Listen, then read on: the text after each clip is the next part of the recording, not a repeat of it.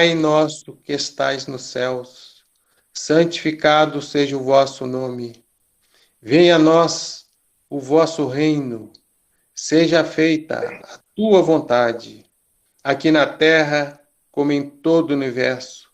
O pão, Senhor, do Espírito e da matéria dê-nos hoje. Perdoai as nossas ofensas, assim que pudermos perdoar aqueles que nos têm ofendido. E não nos deixeis trilhar os caminhos da perfeição e nos livros do mal. Que assim seja. Hoje nós vamos ter a alegria de receber a nossa companheira, expositora dessa casa, a Cideia, e ela vai trazer um tema que já está aí bastante aí anunciado, vencendo o medo da morte. Cideia, a palavra é sua, que Jesus abençoe a sua fala. Obrigada, Sérgio. É com grande alegria que nós estamos aqui hoje, né, para falar desse tema da morte. Eu espero que esses conhecimentos que nós vamos trazer aqui, baseados no Evangelho de Jesus, possam esclarecer, possam consolar a todos os presentes aqui nessa reunião. O objetivo do estudo é desmistificar o mistério que gira em torno da morte, esclarecendo o processo, né, do desencarne, porque a desinformação que paira aí sobre a continuidade da vida em outro plano é muito grande. E, além disso, mesmo aqueles que detêm o conhecimento, muitas vezes ainda alimentam o medo da morte. A morte do corpo físico, ou desencarnação, que é o termo utilizado no Espiritismo, pode apresentar alguns mistérios, que, em geral, são criados pelas religiões ou pela educação que foi transmitida às pessoas. Apesar de ser a desencarnação um fenômeno que a gente conhece como um fenômeno natural, inexorável, né? A única coisa que nós podemos ter certeza é de que, de fato, um dia morreremos. Tem muita superstição, muita fantasia e desinformação sobre a morte do corpo físico. E isso tem gerado temores e até situações de desespero, de revolta. Sendo assim, é um tema que carece mesmo de esclarecimento, né? Muitos acreditam que, de acordo com o que fizeram na vida, podem ser condenados às chamas eternas, a outros, né, o destino do purgatório, e há muito poucas as almas que tiveram a sorte, né, e fizeram somente o bem, estaria reservado ali o céu, né, trazendo aquela imagem para nós de uma vida contemplativa, né, figuras angelicais. E considerando que nós somos seres em evolução, com muitas imperfeições, geralmente as pessoas se identificam com as duas primeiras hipóteses, né? E com isso trazendo, né, um temor aí da morte. Além disso, os próprios rituais, né, as cerimônias lúgubres, sombrias, como se a vida acabasse ali mesmo, mostrando assim só o aspecto negativo da situação. Então, neste cenário, a gente se pergunta onde e como encontrar, então, a esperança, né, a possibilidade do reencontro com almas queridas, o consolo prometido, né? É isso que nós pretendemos refletir aqui hoje. A primeira questão que a gente acha importante, né, que a gente tem que equacionar é: quem somos nós? Somos um corpo que tem um espírito ou somos um espírito que tem um corpo? Nós que temos o conhecimento da doutrina, com certeza já temos o privilégio, né, de ter essa resposta. Somos, então, o quê? Seres espirituais vivenciando uma experiência corpórea. Então, nós somos essencialmente espíritos. Kardec, no Evangelho segundo o Espiritismo, no capítulo 28, ele coloca para a gente o seguinte: a existência terrestre é transitória e passageira, espécie de morte, se comparada ao esplendor e atividade da vida espiritual. O corpo não passa de vestimenta grosseira que reveste o espírito temporariamente.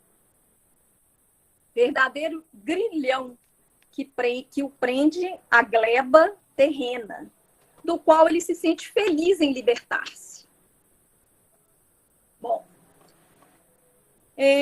Com isso, nós concluímos o quê? Que a nossa verdadeira pátria é a pátria espiritual. Para nós espíritas, é colocado lá no céu e inferno que a alma não é só uma abstração. Ela tem um corpo etéreo que a define ao pensamento, deixando clara para nós a questão da individualidade, que é conservada, né, na mudança de planos. No livro O Céu e o Inferno, tem um capítulo intitulado Medo da Morte, né, que é o capítulo 2. Kardec fala que este temor da morte é um efeito da sabedoria da providência e uma consequência do instinto de conservação comum a todos. Ele é necessário enquanto não se está suficientemente esclarecido sobre as condições da vida futura, como contrapeso à tendência de que, sem este freio, nos levaria a deixar prematuramente a vida e negligenciar o trabalho terreno, que deve servir ao nosso próprio adiantamento. O que nós concluímos disso aí? A reencarnação, ela tem uma função definida, né, de promover o nosso aprimoramento moral e espiritual. Então, é necessário que passemos, né, que tenhamos esse instinto aí de conservação. E à medida que o homem compreende melhor a vida futura, o temor da morte vai só diminuindo, né? Uma vez esclarecida a sua missão terrena, ele aguarda ali o fim com calma e resignadamente, né? Então, a certeza de encontrar seus amigos depois da morte, de não perder, né, o fruto do seu trabalho, de engrandecer-se, né, em inteligência, em perfeição, dá-lhe paciência para esperar e coragem para suportar as fadigas transitórias da vida terrestre. Então, veja bem, se concentrarmos o pensamento, não no corpo, mas na alma, fonte de vida, né, lastimaremos menos a perda do corpo, né, que antes era fonte de misérias e dores, muitas vezes. E aí, o Allan Kardec, no Evangelho segundo o Espiritismo, no capítulo 11, ele coloca para nós como que se dá o desencarne, né? Que é importante a gente saber como se processa, né, o desencarne. Durante a desencarnação ou morte do corpo físico, o perispírito se desprende molécula a molécula, conforme se unira na reencarnação. E ao espírito é restituída a liberdade. Assim, não é a partida do espírito que causa a morte do espírito, a morte do corpo. É esta que determina a partida do espírito. Outra coisa interessante é que o desprendimento do perispírito não se completa subitamente. Ele é variável, segundo os indivíduos. Em alguns é bastante rápido, podemos dizer que o momento da morte é também o da libertação, mas em outros, sobretudo naqueles cuja vida foi toda material e sensual, o desprendimento é muito menos rápido, durando algumas vezes dias, semanas e até meses. O que não implica a existência no corpo de menor vitalidade, nem a possibilidade de um retorno à vida. Essa é a pergunta 155, né, do Livro dos Espíritos. Podemos dizer, então, que este temor da morte está relacionado com dois fatores básicos. A ignorância a respeito da vida no além-túmulo. E dois, processos de culpa ou remorsos decorrentes da lembrança dos atos cometidos durante a existência física. Olha que interessante. Sendo assim, né, se esse medo nosso pode vir de processos de culpa ou de remorso decorrentes durante a vida, cada um de nós deve avaliar, né, se o medo que sentimos está relacionado a algo que fizemos ou deixamos de fazer na nossa jornada terrestre. Daí a importância, né, do perdão constante aos outros e a nós mesmos também. Allan Kardec ele esclarece que durante a vida o espírito está preso ao corpo pelo perispírito, né, que é o envoltório semimaterial. A morte, então, é apenas a destruição do corpo. e não desse segundo envoltório que separa o corpo quando cessa a vida orgânica. Então, nós vamos passar para um outro plano, guardando nossa individualidade. O que isso quer dizer para a gente? Né? Que passaremos para o plano espiritual com a mesma bagagem que cultivamos aqui, de sentimentos, de pensamentos.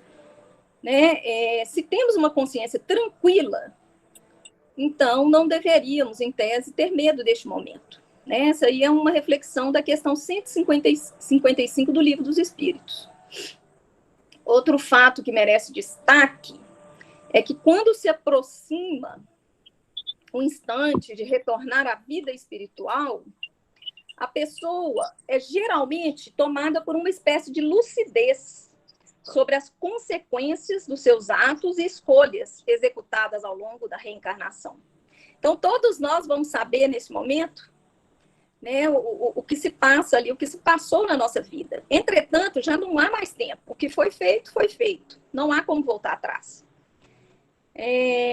Por conseguinte, né, o indivíduo sofre, deixando-se, às vezes, conduzir por medos, alguns até injustificados. São os tormentos impostos aos indivíduos por ele mesmo, por efeitos de atos e comportamentos desenvolvidos. Interessante, né? Porque nós, às vezes, nós mesmos estamos nos impondo, né, esses medos por esses comportamentos que não foram tão saudáveis aí durante a vida terrestre. O homem, ele vive, é colocado para nós aqui no capítulo 5 do Evangelho, segundo o Espiritismo, que o homem, ele vive incessantemente em busca da felicidade, que lhe escapa a todo instante, porque sabemos, né, que a felicidade sem mescla não existe na Terra. Entretanto, apesar das vicissitudes que formam, né, esse cortejo da vida terrena, poderia ele pelo menos gozar de relativa felicidade, se não a procurasse nas coisas perecíveis, isto é, nos gozos materiais. Então, se buscássemos, né, procurar nos prazeres da alma, procurarmos essa paz do coração, a única felicidade real do mundo, né, ele se mostra ávido de tudo que possa agitar e perturbar. E coisa curiosa, o homem parece criar para si, propositadamente, tormentos que está nas suas mãos evitar. E colocam também, além disso, né, haverá maiores tormentos dos que os causados pela inveja e pelo ciúme. Então, nós podemos, cada um, nos questionarmos aí. Para o invejoso e o ciumento, não tem repouso, né? Estão perpetuamente febris ali naquele contexto. O que não tem e os outros possuem, lhe causa insônia.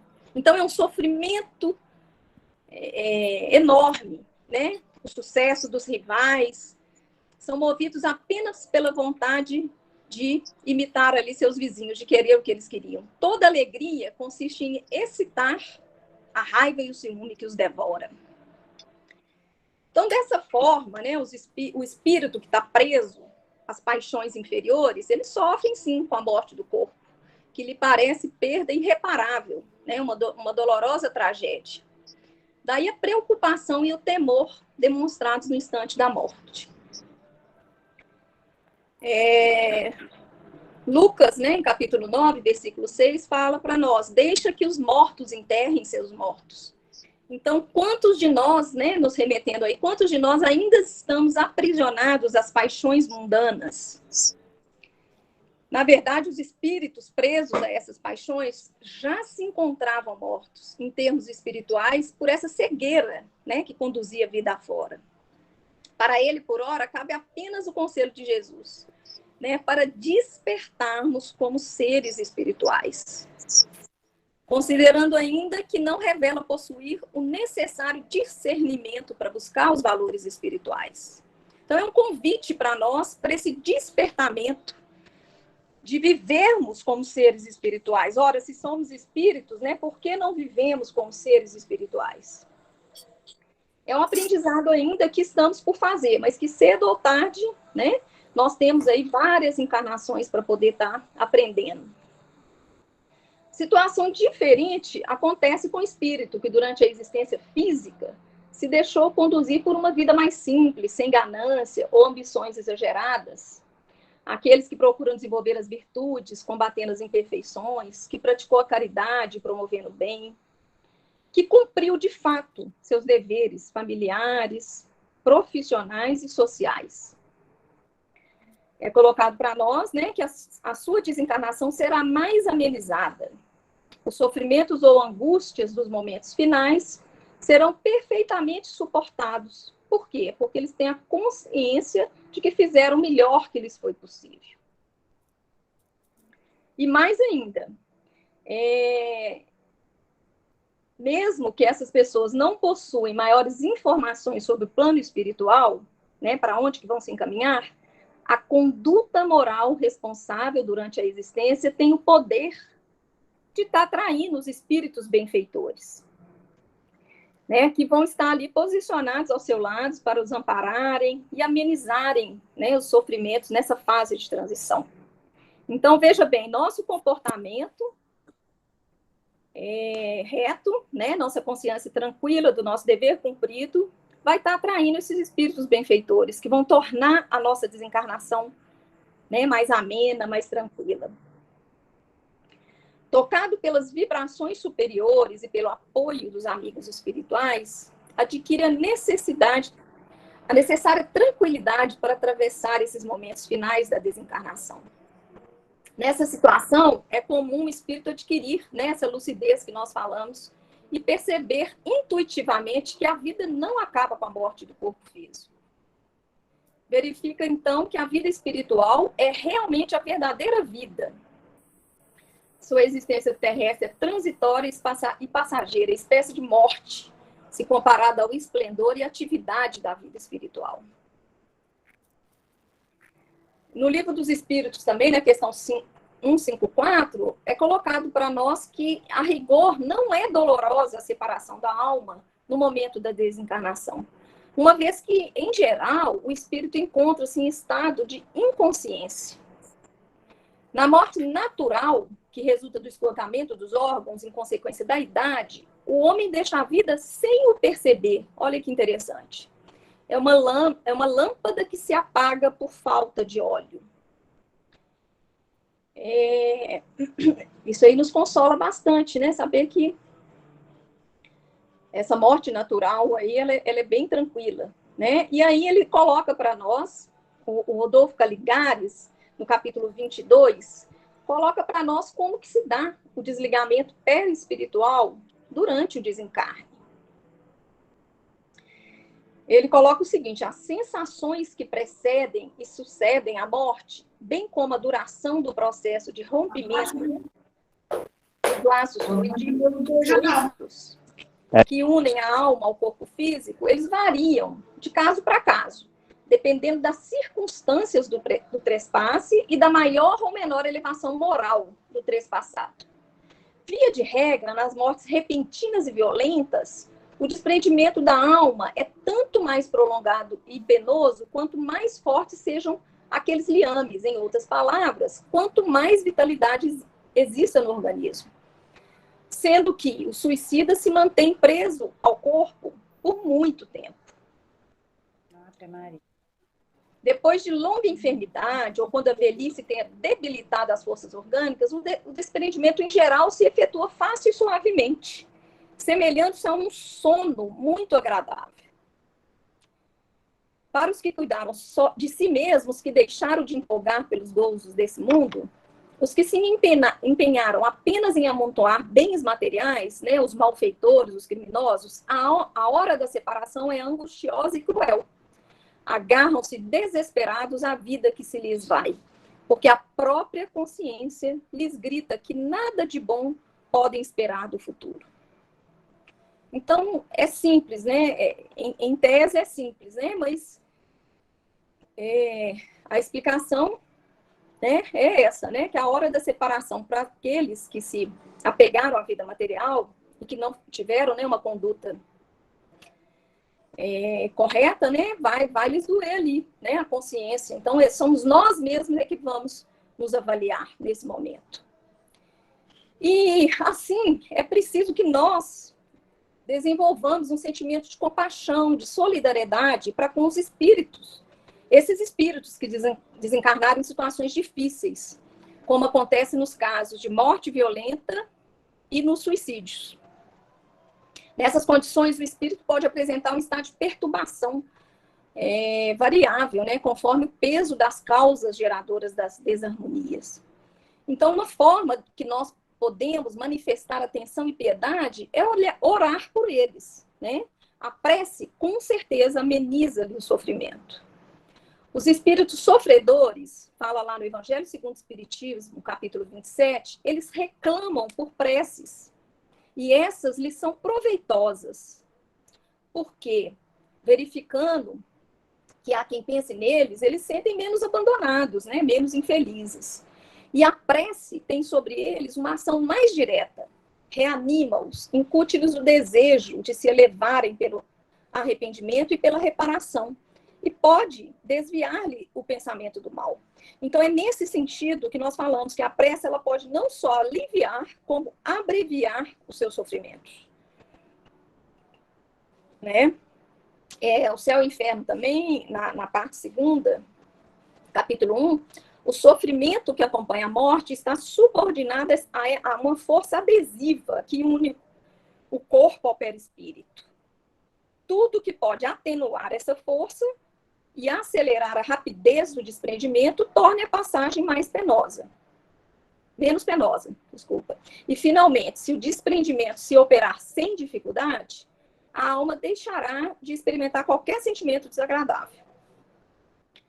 Allan Kardec, inclusive, denominou, né, de perturbação o espaço de tempo que se inicia com os processos agônicos e que se conclui com o completo desligamento perispiritual.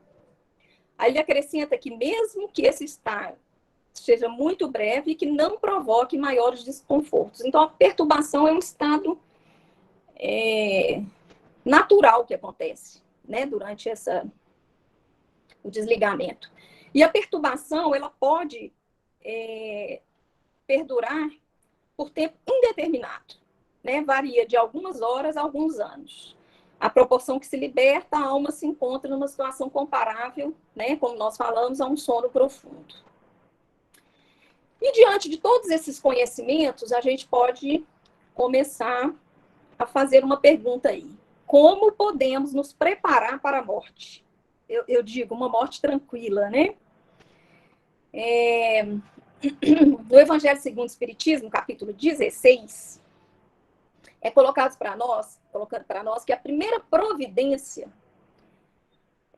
quando nos preparamos para morrer, é a necessidade do indivíduo aprender a libertar-se do jugo das influências materiais, porque elas são todas de caráter transitório, evitando apego excessivo a elas. Então, é de fundamental importância que o espírito reencarnado desenvolva, desde a infância, aprendizados de ordem moral, capaz de lhe fornecer certa dignidade espiritual, refletida nos seus atos cotidianos, independentemente das convicções religiosas que possua ou da forma como foi educado.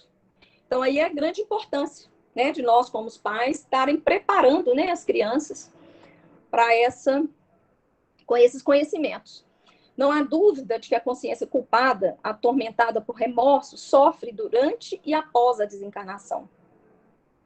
Nesse sentido, assinala o espírito Lacordaire, né, que o amor aos bens terrenos é um dos mais fortes entraves ao vosso adiantamento moral e espiritual. É uma tarefa difícil, mas é uma tarefa que precisamos pensar, né, como proposta aí de preparação para esse momento. Tem um capítulo muito interessante no livro do Leon Denis, que vale a pena ser lido, que é o capítulo sobre a morte, né, no problema do ser, do destino e da dor. O espírito traz para nós de uma forma muito poética, né, a questão da morte. Fala o seguinte: a morte é apenas um eclipse momentâneo na grande revolução das nossas existências. Mas basta esse instante para revelar-nos o sentido grave e profundo da vida. A própria morte pode ter também a sua nobreza, a sua grandeza. Não devíamos temê-la, mas antes nos esforçar para embelezá-la, preparando-se cada um constantemente para ela, pela pesquisa e conquista da beleza moral, a beleza do espírito que molda o corpo e a orna com um reflexo augusto na hora das separações supremas. Eu peguei só alguns trechos, pequenos trechos aqui, que falam: a maneira por cada qual sabe morrer é já por si mesma uma indicação do que para cada um de nós será a vida no espaço. Há como uma luz fria e pura em redor da almofada de certos leitos de morte. Rostos, até aí insignificantes, parecem aureolados por claridades do além. Um silêncio imponente faz-se em volta daqueles que deixaram a terra. Os vivos, testemunhos da morte, sentem grandes e austeros pensamentos desprenderem-se do fundo banal das suas impressões habituais, dando alguma beleza à vida interior. E essa parte aqui que eu achei interessante. O ódio e as más paixões não resistem a esse espetáculo. Ante o corpo de um inimigo, abranda toda a animosidade, esvai-se todo o desejo de vingança. Junto de um esquife, o perdão parece mais fácil, mais imperioso o dever. Essa parte a gente reflete o seguinte, que é através da morte, né, que fazemos essa reflexão aí fantástica, em que percebemos o sentido da vida e o despertamento para a realidade dos valores espirituais. Né, entramos, quando nós perdemos um ente querido, essas reflexões nos fazem entrar numa comunhão maior com o nosso Pai, e assim a gente consegue compreender melhor a vida, o amor, e o que realmente vale a pena. Né? E o que devemos nos importar realmente. Ele segue falando que para a maior parte dos homens, a morte continua a ser um grande mistério, o sombrio problema que ninguém ousa olhar de frente. Para nós, ela é a hora bendita em que o corpo cansado volve à grande natureza para deixar a psique, sua prisioneira, livre passagem para a pátria eterna. Outra coisa que nos consola bastante, esse próximo parágrafo, ele fala: a morte nem sequer nos priva das coisas deste mundo. Continuaremos a ver aqueles a quem amamos e deixamos atrás de nós. Do seio dos espaços, seguiremos os progressos desse planeta. Veremos as mudanças ocorrerem na sua superfície.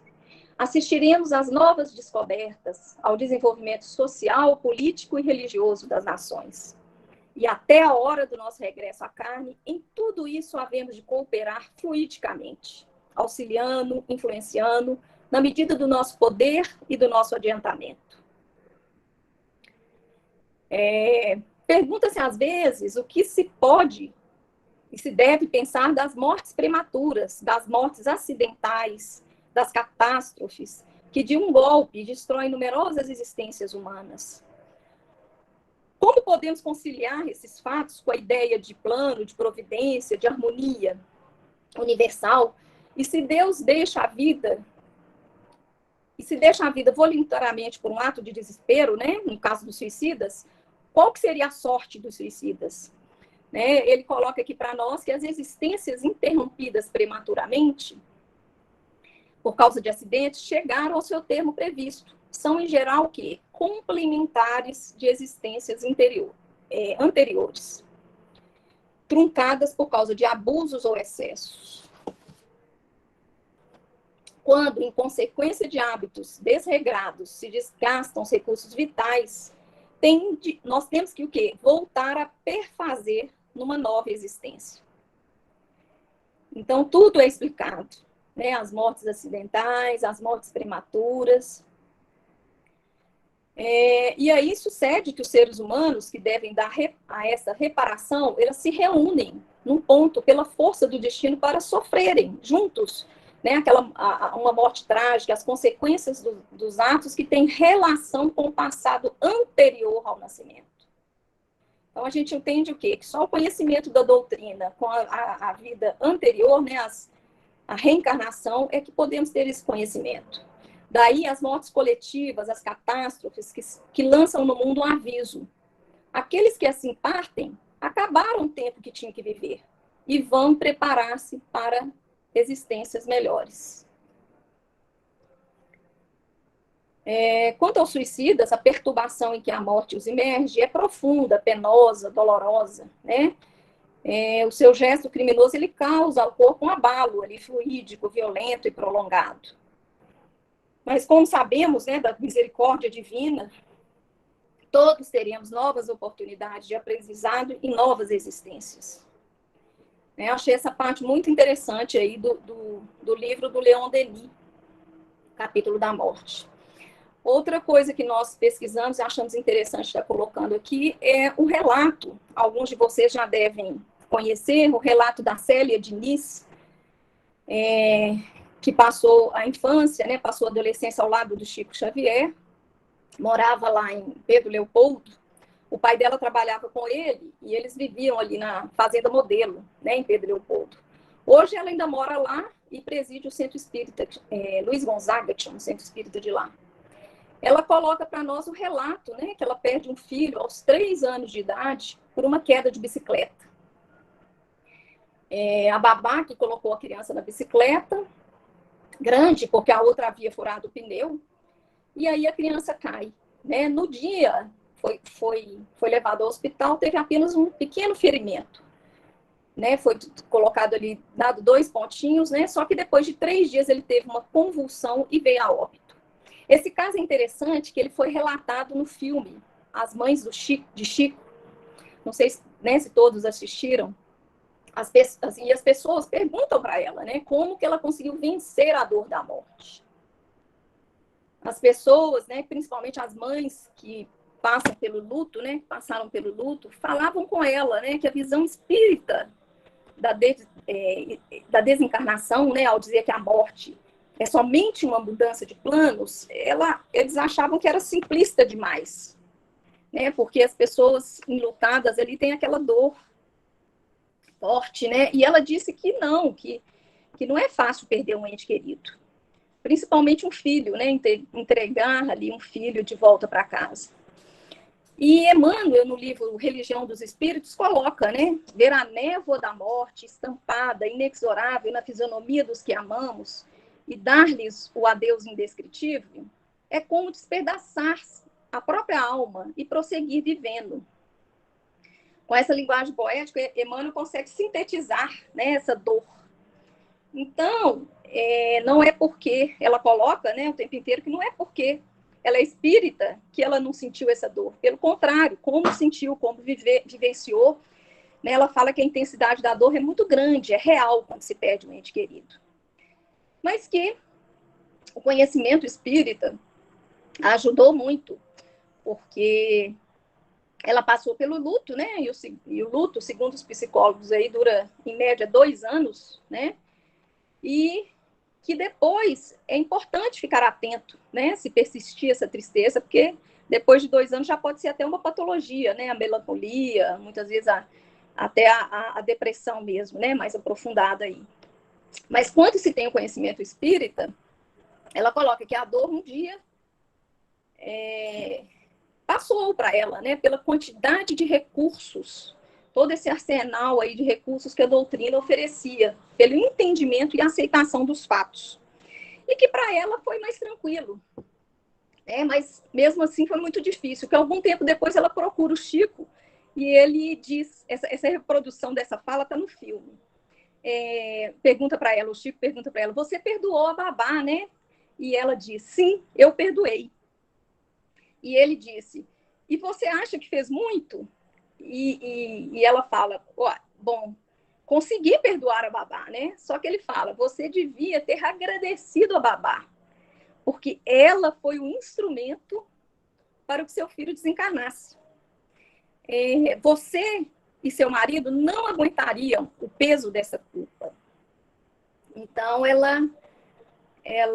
aquilo abalou ali naquele momento, né? Mas ela compreendeu esse fato aí. Ele coloca que o filho dela precisava, nessa encarnação, resgatar o mau uso da inteligência que ele fez em outra encarnação. Então, ele tinha encarnado com um aneurisma cerebral que se romperia com ou sem queda, aos 3 anos de idade.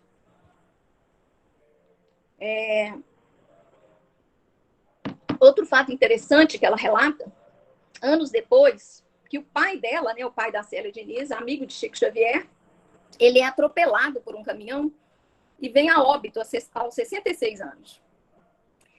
E logo saindo do estado de perturbação, né, que parecia aquela névoa esfumaçada, ele vê o rosto de uma menina que diz: pai, sou eu cresci. E aí ele reconhece a filha que havia falecido também anos antes, que também tinha sido atropelada por um caminhão.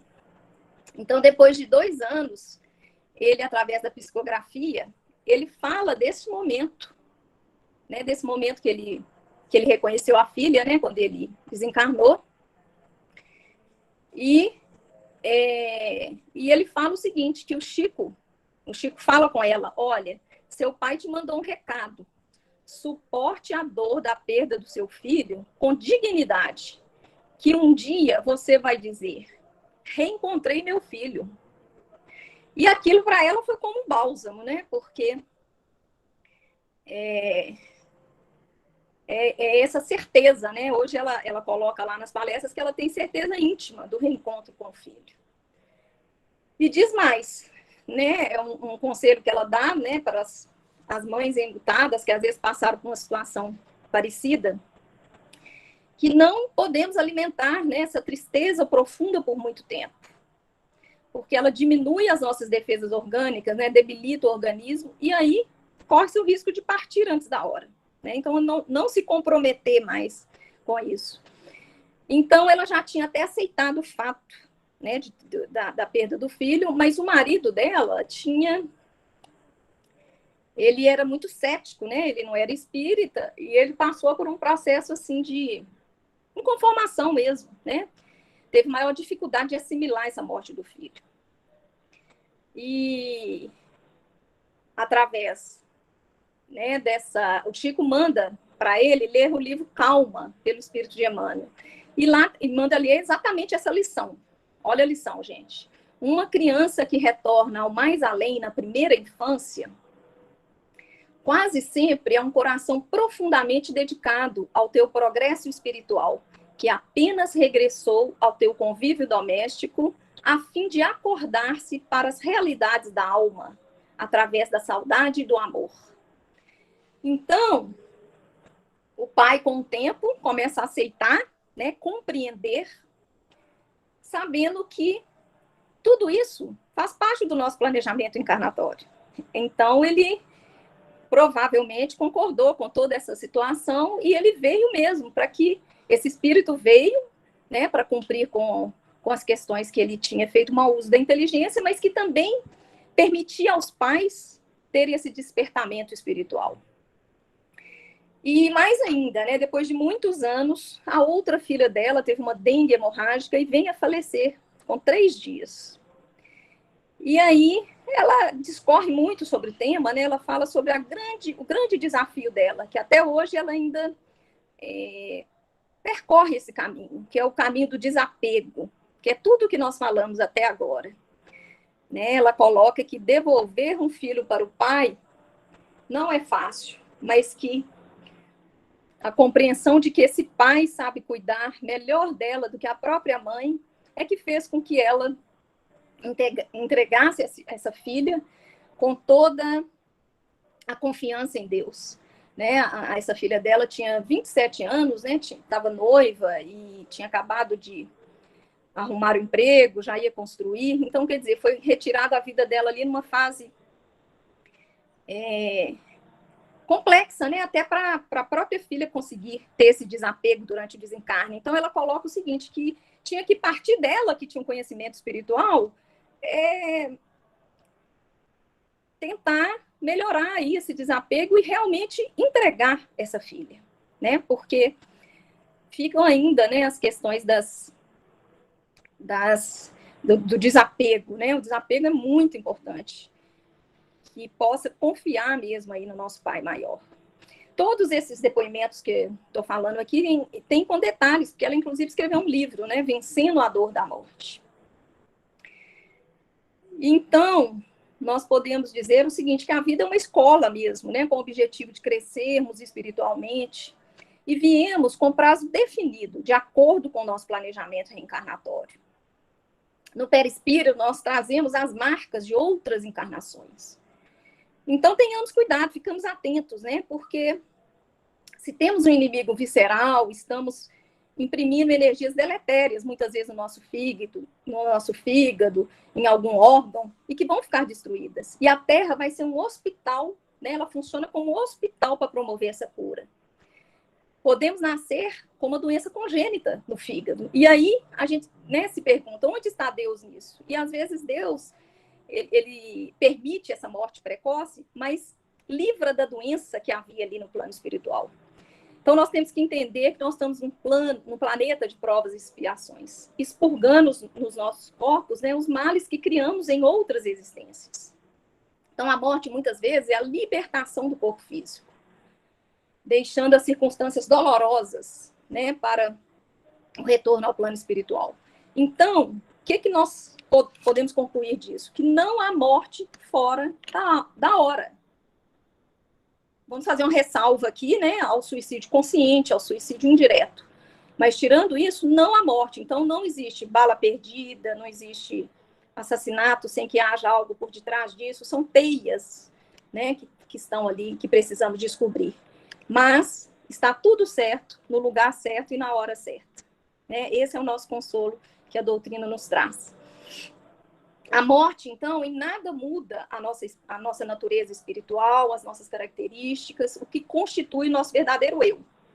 Né? Ela apenas nos torna mais livres, né?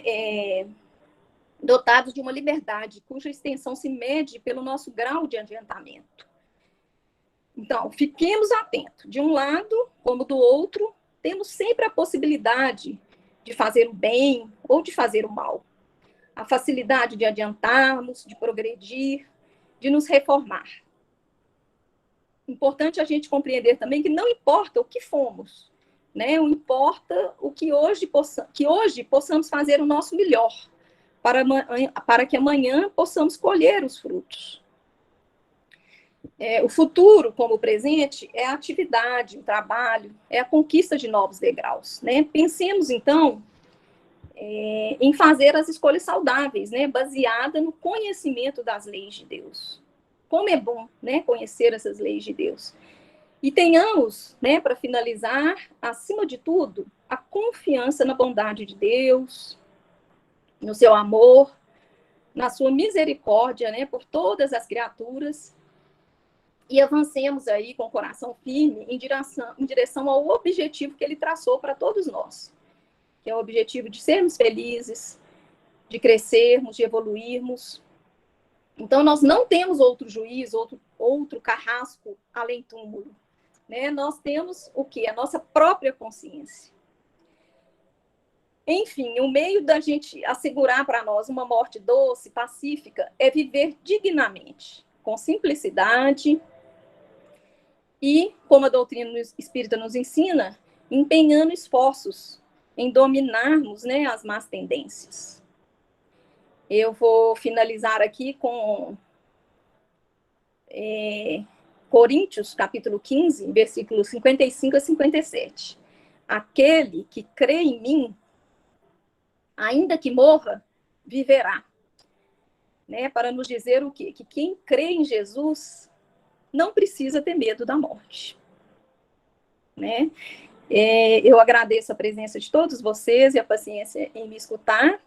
E espero que essas reflexões possam nos dar mais consolo, mais entendimento. Obrigada.